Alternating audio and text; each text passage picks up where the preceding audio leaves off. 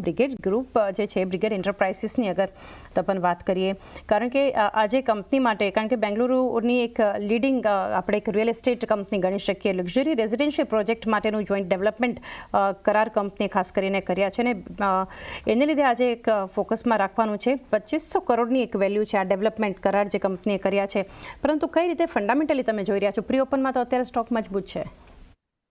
જી overall આ company સારી છે અને પરફોર્મન્સ પણ ઓવરઓલ ઓકે રહ્યું છે અને ખાસું ઓલમોસ્ટ 16 MFF ની ઓલમોસ્ટ આવતા નેક્સ્ટ 4 થી 5 ક્વાર્ટરમાં એ લોકો બિલ્ડઅપ કરી રહ્યા છે. ઓલમોસ્ટ અગર વોલ્યુમ ગ્રોથની પણ વાત કરીએ તો 15 થી 20% ગ્રોથ અહીંયાથી દેખાઈ રહ્યો છે.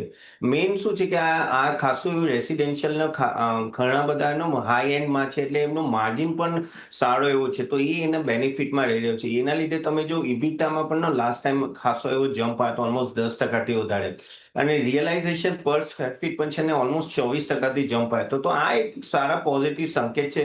ઓફકોર્સ આ જે ઇન્ટરેસ્ટ રેટ કટ થઈ રહ્યા છે અને ઓવરઓલ સિમેન્ટના પ્રાઇસીસ કટ થઈ રહ્યા છે, એનું ઇનડાયરેક્ટલી થોડા 1-2 ક્વાર્ટરમાં બધી રિયલ એસ્ટેટ કંપનીઝને પણ ફાયદો થશે.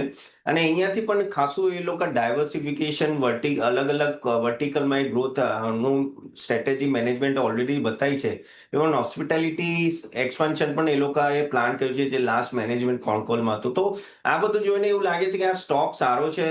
ઇનકેસ અગર તમે રિયલ એસ્ટેટને ઓફકોર્સ સાઉથમાં વિચારતા હોય તો આ એક સ્ટોક એવો છે જેમાં તમે આઈ થિંક મિડ કેપમાં એક ઇન્વેસ્ટમેન્ટ કરીને ચાલી શકો છો.